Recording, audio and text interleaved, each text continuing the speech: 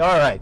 So I got my first one here, and it's all about the Prez looking like he's going to intervene in the big $10 billion project around technology, cloud services. The choices have been whittled down to two, basically. And there was a lawsuit. A couple of companies were like, "Hey, you can't leave us out of this. There's some hanky panky going on." All right. So the lawsuit came back. Nothing apparently is going on. The finalists are Microsoft with Azure and Amazon with AWS. $10 billion project at stake. It's a government project. It's a government. So I think it's Department of Defense. They call it JEDI. Somebody is some kind of Star Wars fan or something. JEDI stands for something. I just don't know what it is. But all I know is it stands for $10 billion. That's the thing it really stands for. All right. So it's come down to Microsoft versus Amazon, and it's looking like they're on track to make the announcement next month. But that was before apparently a group of GOP senators, congresspeople, apparently wrote a letter. Well, actually, let me get this. Somebody, we don't know who it was, but the president said somebody wrote him a letter with a lot of concerns about the process. And he may have to intervene before a choice is made. Now, let's think about this. This is the same guy that basically has been dogging Amazon and Bezos for like the past year and a half or so. He basically says he's the reason why the post office is doing terribly, which we all know that is not the reason.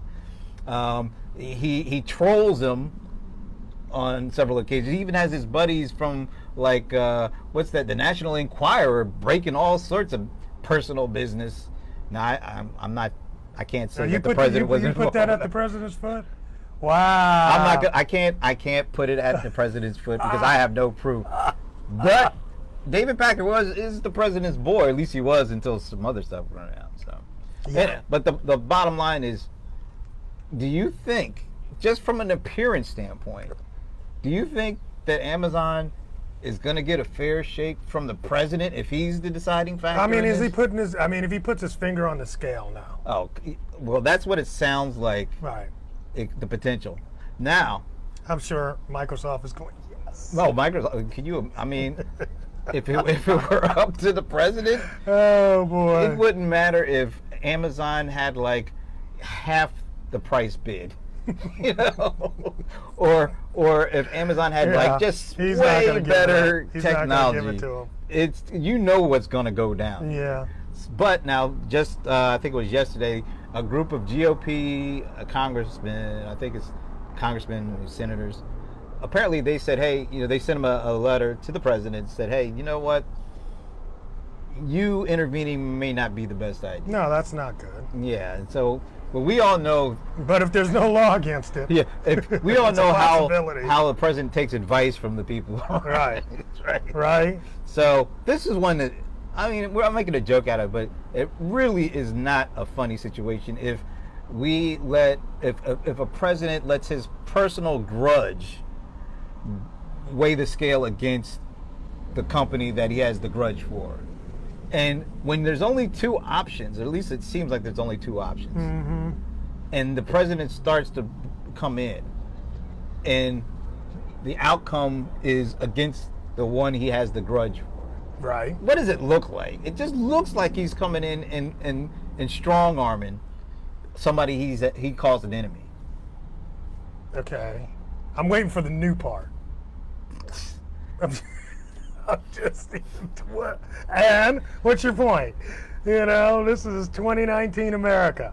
So this is what we are supposed to expect and supposed to welcome? Pretty much. That's I don't really think bad. That's going. It's horrible. It's terrible. It's absolutely atrocious. And if he gets away with it, it'll just be another thing. And he will get, if that's what it I'm happens, saying. He's I the can't president. see how he would not get away with it. I know, it's the president. I mean, morally, I don't think it's right. I don't think it's good necessarily for an open system that we have of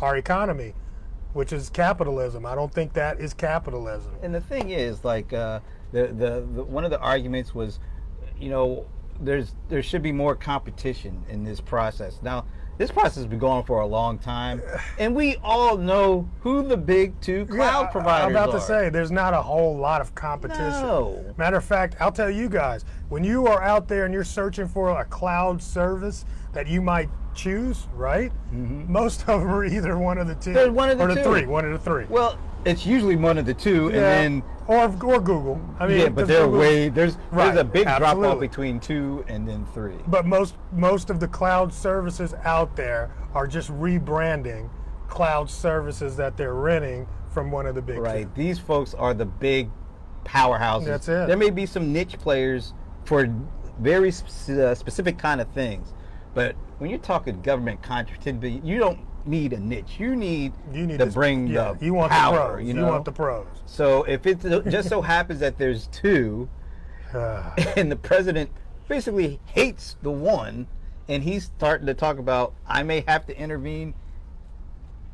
If I were Jeff, I'd be like, all right, let's just go home. If you're getting involved, what's the point?